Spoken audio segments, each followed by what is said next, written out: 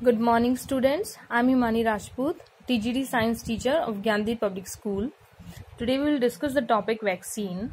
So what is vaccine? It is a medicine which provide immunity or protection against a particular disease. Particular बीमारी के against हमको immunity provide करती है, हमको protect करती है.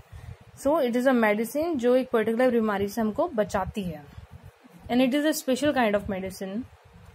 देखिए अब वैक्सीन बनती कैसे है. Vaccine contains the dead or weakened but alive microorganism of a disease which are harmless. देखिए वैक्सीन बनाते कैसे हैं.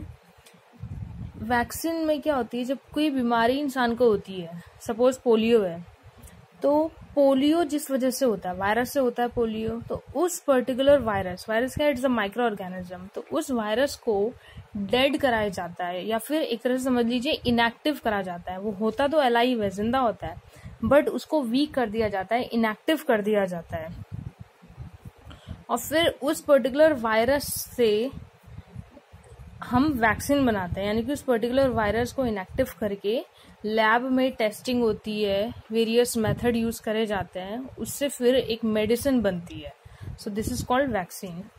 When this vaccine is introduced into the body of a healthy person orally or by injection, the body of that person responds by the substance called antibodies in the blood.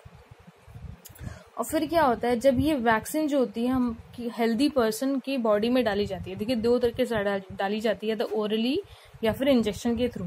एक healthy person की body में जब ये vaccine डालते हैं तो उस body जो उस पर्सन की जो बॉडी है उसके अंदर क्या होता है, एंटीबॉडीज होती हैं. एंटीबॉडीज उसके ब्लड में होती हैं. एंटीबॉडीज आर द तरह से प्रोटीन्स. बेसिकली यहाँ पे क्या होता है, आपका इम्यून सिस्टम में व्हाइट ब्लड सेल्स होते हैं, जो कोई भी माइक्रो ऑर्गेनिज्म आपकी बॉडी को अटैक करता है तो उससे जो लड़ते की जो क्षमता होती है वो व्हाइट ब्लड सेल्स में होती है.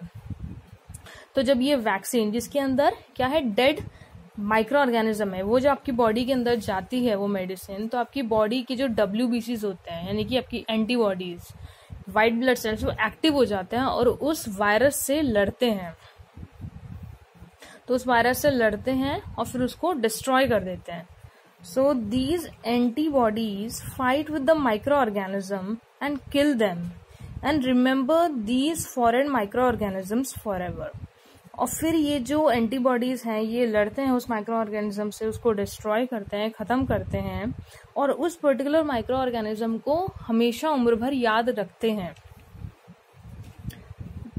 So the next time that particular microbe enters the body, the immune system यानी कि आपकी antibodies this respond with greater vigorous. यानी कि अब आपने ये तो आपने वैक्सीन एक दवाई में आपने माइक्रो ऑर्गेनिज्म को डाला था. अब जब रियल में नेक्स्ट टाइम यानी कि जब लाइफ में रियल में कोई रियल वायरस आपकी बॉडी को अटैक करता है तो हमारी जो बॉडी है वो उस पर्टिकुलर वायरस को याद रखती है, रिमेम्बर करती है और फिर उस वायरस से लड़ती है बहुत ही ज्यादा एक्टिवनेस के साथ और फिर उस वायरस को डिस्ट्रॉय कर देती है. और इसी प्रोसेस को हम बोलते हैं वैक्सीनेशन या फिर इम्यूनाइजेशन.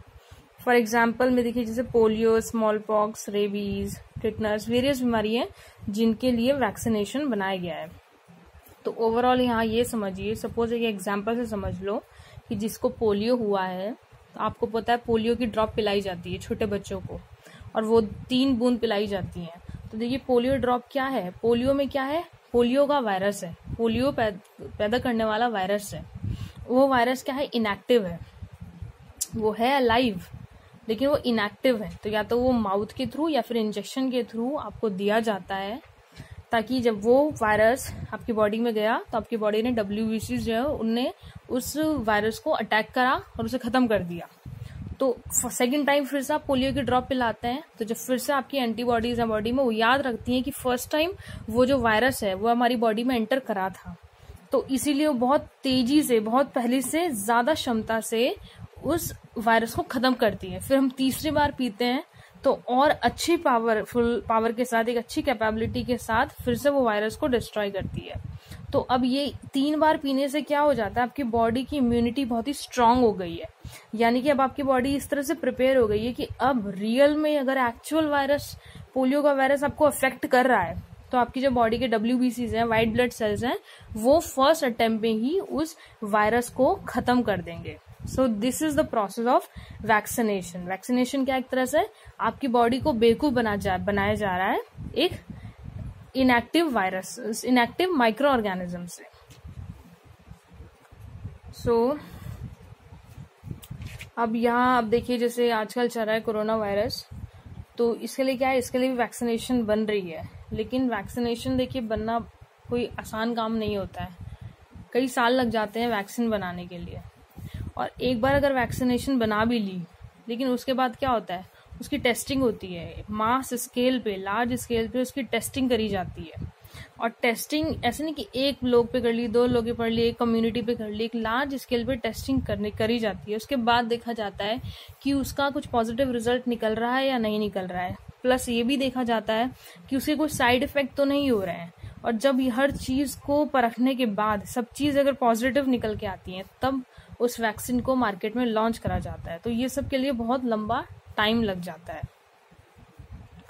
सो अब हम नेक्स्ट पॉइंट देखते हैं, इंक्रीज सॉइल फर्टिलिटी। ये देखिए क्या पढ़ रहे हैं हम, ये सब क्या है आपकी माइक्रो ऑर्गेनिज्म किस तरह से आपके लिए बेनिफिशियल है, वो टॉपिक हम पढ़ रहे हैं। तो नेक्स्ट इज